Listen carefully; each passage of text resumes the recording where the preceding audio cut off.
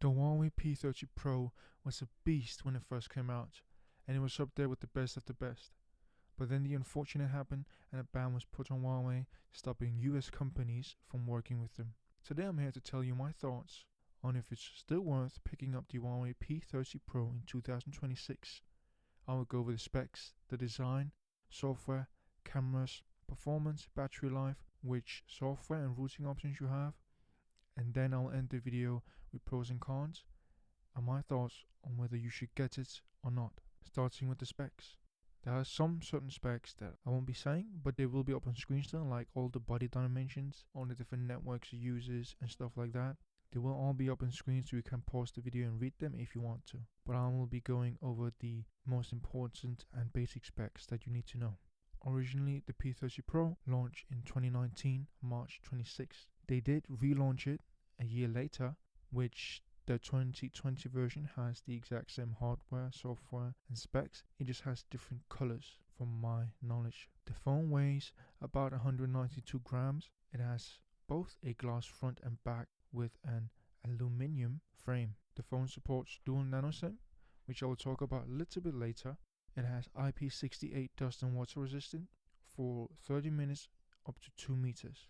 The display is OLED HDR10. It's a 6.4 inch display.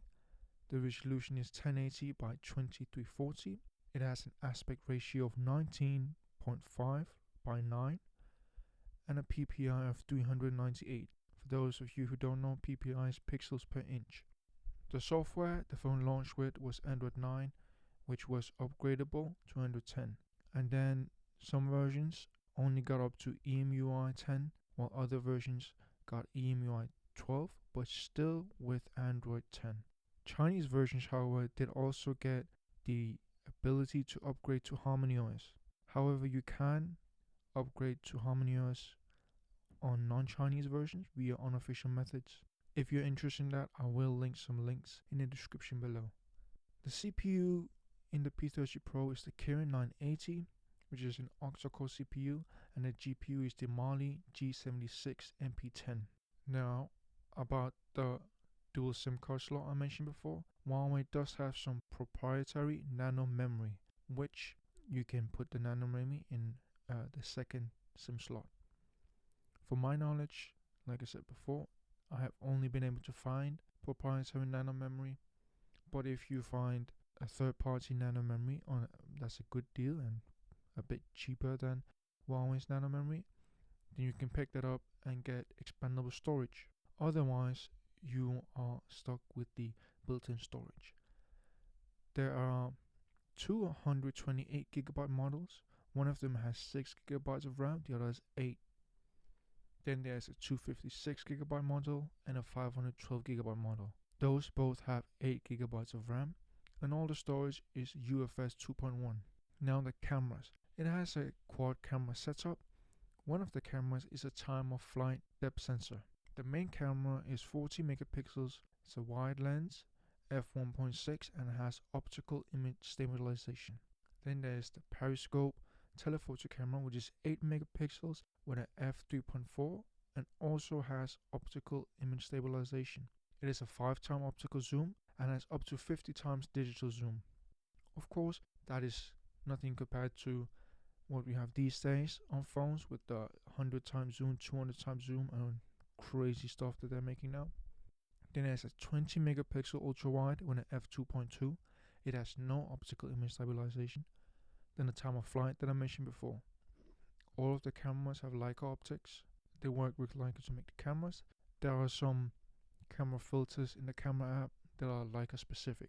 There's also dual LED flash. The phone can record in HDR as well, and video it can do 4K 30 FPS, 1080, 60 or 30 FPS, and then 720p 960 FPS.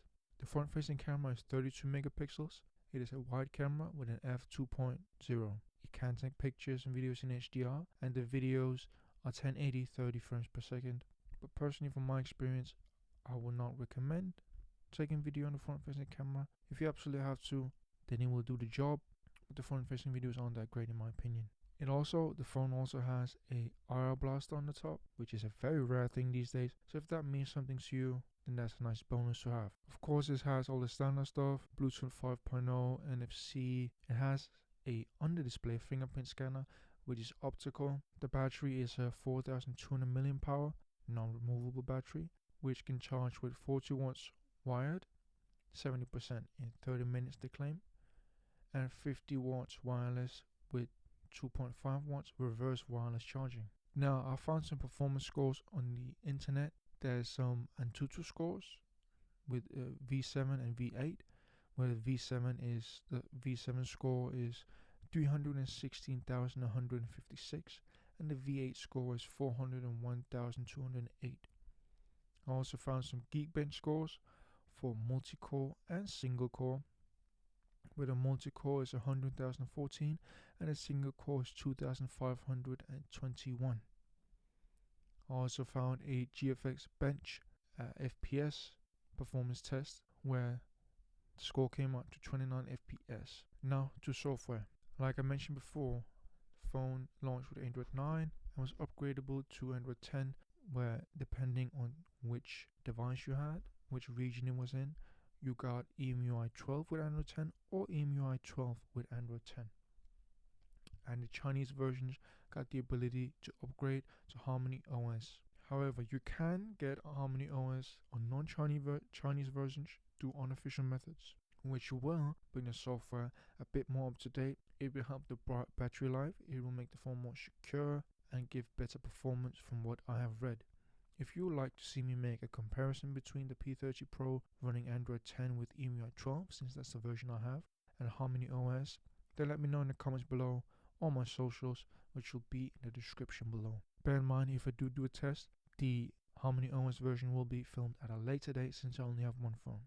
Now for the cameras, overall for 2026, considering how old the phone is, the cameras are very solid, but by no means are they the best cameras, and you shouldn't expect the cameras to compete with flagship phones. It can go toe to toe with mid-range phones and even some high-end gaming phones, since gaming phones tend to sacrifice camera quality for performance. But you won't be able to go toe to toe with the latest iPhones, Xiaomi's, Oppos, and so on. The main camera is very consistent from my experience, but there is a noticeable difference between the three cameras when you switch between them, not only in quality but also in colors. Mainly the ultra-wide suffers the most in my opinion when it comes to image quality and colors, especially if you're in poor lighting conditions. However, if you have good lighting conditions, the ultra-wide can work pretty well, but you need to be in very good lighting conditions for it to work well. Kinda the same with the periscope zoom camera. You need good lighting conditions. If you're on low light and you use the ultra-wide or the periscope zoom, you will notice a lot of noise on your pictures, which is not very nice. Unless you just need to send something quickly to friends and family and it's not something to post, or it's just a nice little memory you want, then I would stay away from using the ultra wide and zoom camera in low light. And the same goes for the front camera. In low light you'll notice a lot of noise as well, and it is nothing special or fancy, especially compared to how good front facing cameras have gotten these days. It will do okay selfies, but don't expect amazing results from it. Like I mentioned before, video is okay, nothing amazing from the front facing camera, but if you do some extreme movements, obviously there will be a lot of blurring. Same with the ultra wide and periscope zoom. But if you really want stable footage, I suggest using a gimbal or tripod or something else like that to get very stable good footage. And of course use the main camera like I mentioned before, since that's the one that gives you the best quality and colors. There is nothing like log or any flat profiles really on the P30 Pro, so you won't be able to really mess with colors that much like you would on something more modern that does have those features. Performance. So performance is good for everyday tasks. It will easily do it no problems, like reading news, watching videos, replying to emails and stuff like that. It will do it easily. And depending on how heavy you use your phone, if you use your phone more lightly, like you don't play that many games and stuff, the performance will stay at a higher level while you use it. But if you do play heavy games like Honka Star Rail or Wuthering Waves, stuff like that, then your phone can heat up pretty quick because those are demanding games, and you will feel performance drop. But if you play lesser games or less demanding games, maybe you play Magic the Gathering, some Yu-Gi-Oh card games and stuff like that, Pokemon TGC, you will not notice any performance dips.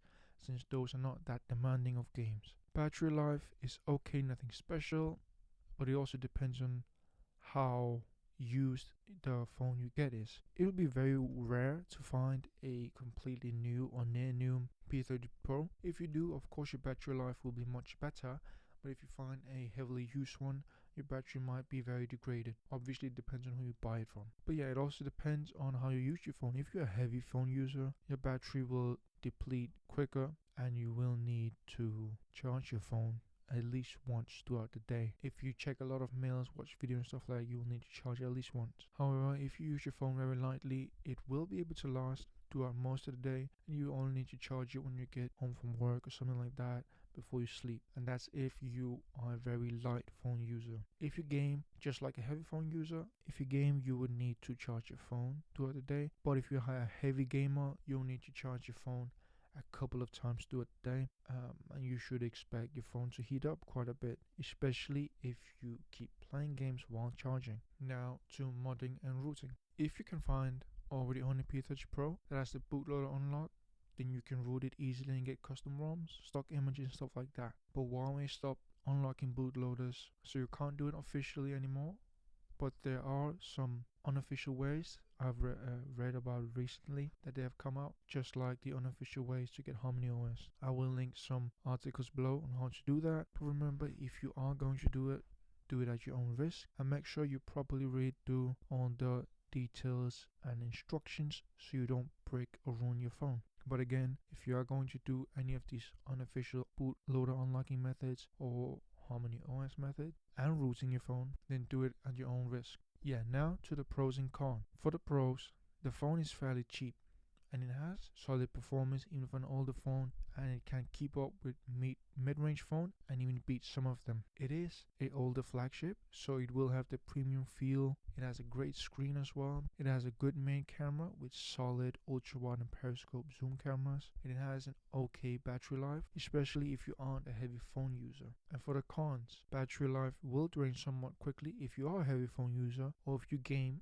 then it will drain even quicker. The phone can heat up quickly under heavy load, such as gaming or any heavy graphical apps. The software is outdated if you stick to the official Android version and don't feel like going with Harmony OS through the unofficial ways. Of course, if you got yourself one of the versions of the phone which is able to upgrade to Harmony OS, then you won't need to worry about that. But this is for the people who get a version that doesn't get Harmony OS pushed out to it officially. The cameras are not the best for videos, especially the ultra wide and periscope, but the main camera can be decent and solid if you get a gimbal, put it on a tripod or something to help stabilize it more when you're filming. The ultra wide and periscope zoom cameras are weaker if you're not in good lighting conditions and almost unusable sometimes in low light since you get a lot of noise. There can be rare stutters sometimes, but it's not something you should worry about. I have rarely had any, so I wouldn't say that's anything to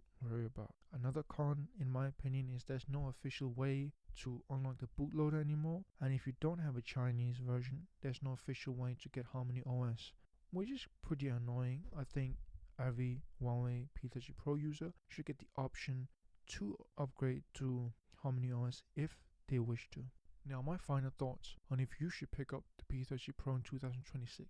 The short answer is, if you need a phone very quickly and you don't care about it being the best and being up to date and having all the new features and whatnot, if you can get it at a good price, then yes, it is definitely worth it. For the long answer, if you want the latest features without doing any tinkering to either get Harmony OS, unlock the bootloader and get a custom ROM and such, if you want very consistent cameras across the board, no matter if it's the ultra wide, the zoom or the main camera, if you want all day battery life, even with heavy use, and you don't want to worry about carrying a power bank with you to have to charge your phone throughout the day, and if you need things like these, then the P30 Pro is not for you. But you could get it as a backup phone.